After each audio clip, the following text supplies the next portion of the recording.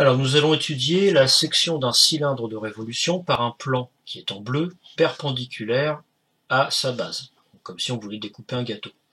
Donc la section c'est le polygone IJGH, la section c'est la trace que fait le plan dans le cylindre.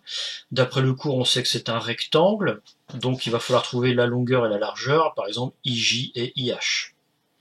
Alors IH, c'est pas compliqué à trouver puisque IH ça correspond à la hauteur du cylindre et la hauteur du cylindre, vous l'avez ici, c'est 15 cm. Donc on a déjà une des longueurs du rectangle, 15 cm. Maintenant il va falloir calculer IJ. Alors pour calculer IJ, je vais me placer au-dessus et en général on va vous donner une longueur supplémentaire, la longueur KL. Alors cette longueur KL, elle est prise en fait perpendiculairement au segment IJ qui correspond au segment ici du rectangle de section.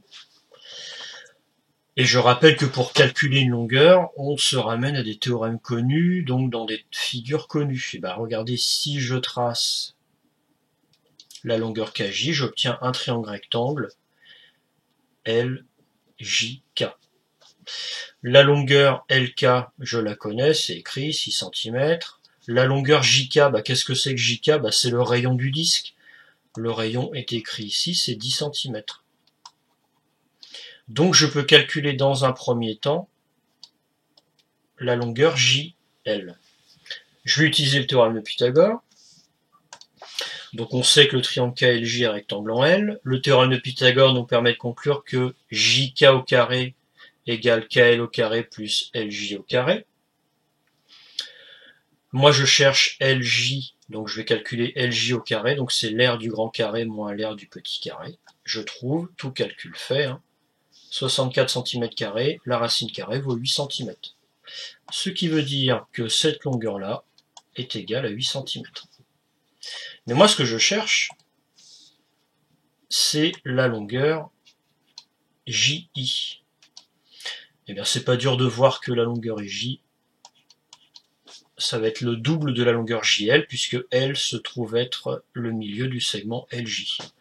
Et donc, on va trouver une longueur pour LJ de 16 cm. Donc maintenant, quand je vais tracer, je peux tracer la section en vraie grandeur, puisque je connais les deux dimensions de mon rectangle, qui sont 16 cm pour IJ, cette longueur-là, que j'ai calculée ici, et JG ou IH, 15 cm, puisque c'est égal à la hauteur du cylindre. Donc voilà comment on peut calculer les dimensions de la section d'un cylindre par un plan perpendiculaire à sa base, en faisant apparaître à chaque fois une figure dans laquelle on peut faire intervenir les théorèmes connus.